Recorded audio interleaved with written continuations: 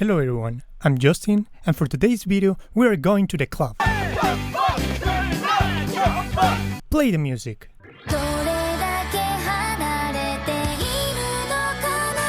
If you're looking for a great anime, well, look no more. Hinamatsuri is here for you, and it has every genre you can imagine. Sci-fi? Check. Comedy?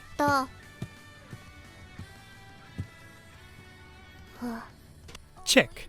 Slice of life? Check. Mafia? Check. Survival? Check. Drama?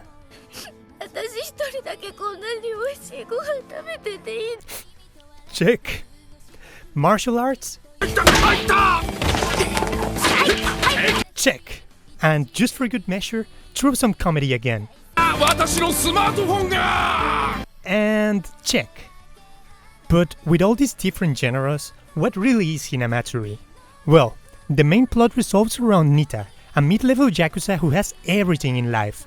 Girls, money, a good apartment, and power. But his life is thrown upside down when a mysterious girl called Hina appears out of nowhere using psychokinetic powers, and thus Nita becomes the father figure to Hina. But is this really all there is to it?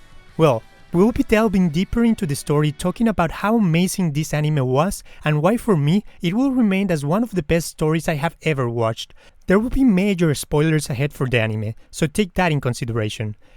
And with that said, let's just jump right into it. Coming to this anime without any prior information gave me a pleasant surprise. Watching the first episode, I started to make my own assumptions and ideas on what the story was about and how it will progress. As we see first how Nita takes care of the girl and uses her for his personal gains, but soon realizes that it's wrong to use a kid to solve his problems.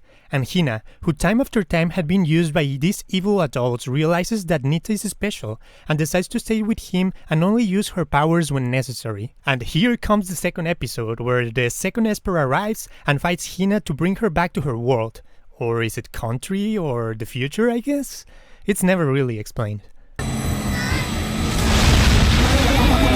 And with that information, you start to think maybe this is a fighting anime with superpowers as its main theme. But then, they throw you the comedy beat that Ansu, the second girl, can't come back to her world. And after that, the story moves to the comedy beats around Hina trying to find out why Nita stopped taking care of her, which ends up with the most hilarious situation where Hina's classmate becomes a bartender, which develops further episodes, giving us one of the funniest scenes in anime.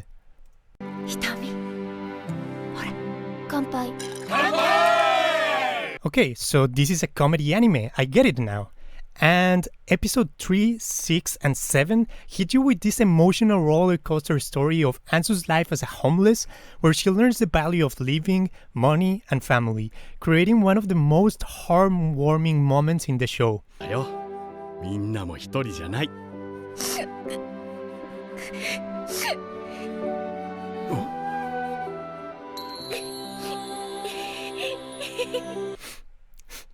I'm not crying. You are crying. Well, I guess this anime is about sci-fi, comedy, and sometimes drama. But what else could they bring? And here comes the music episode. Surviving in a desert island episode, mafia episode, and so on. There are so many tropes in this 12-episode anime that are seamlessly interconnected, which shows both the quality of the writing of the author as well as the entertainment value it has. On the other hand, we have a really varied repertoire of characters that all bring their own qualities to the story. While Hina tends to talk slowly and unenergetically, and Nita has a slight grim look of reality, his friends, bartenders, and family all bring him up and create this continuous story that keeps bringing interesting moments that are not set by the standard one-episode rule, but rather in small segments that can take from 5 minutes to the whole episode to develop. Take episode 9 for example, where another Esper is brought into the world in order to bring Hina back, but she ends up in a deserted island. We see a brief story of her daily life stranded in the island how she makes dolls of Hina and Ansu to cope with being alone, and finally, she creates a boat to get out of the island and look for Hina. All of that in just the span of 5 minutes. Meanwhile, the rest of the episode focuses on the struggle of some Yakuza guys who all want to become the next leader of the group. いや、兄貴、とりあえずその灰皿置いてもらえませんかね。おいおい、今灰皿の話じゃないだ。But by a misunderstanding, are led to believe that Nita used Hina to become the next leader, which leads to yet another funny moment in the show where they give Nita a promotion after the misunderstanding is cleared, while he's still buried in cement just before he was going to get thrown into the ocean. Kashira! Kashira! Kashira! Kashira! So while I started with some assumptions about what the story was going to be about, each episode kept proving me wrong in a good way. And yes, hidden between all these tropes, comedy beats, and small stories, there is a plot. Since every now and then we get some information about a shady organization who wants to bring Hina back since she's the strongest Esper ever made. And I believe that if the author really wanted to, he could have made a stronger focus on that part of the story.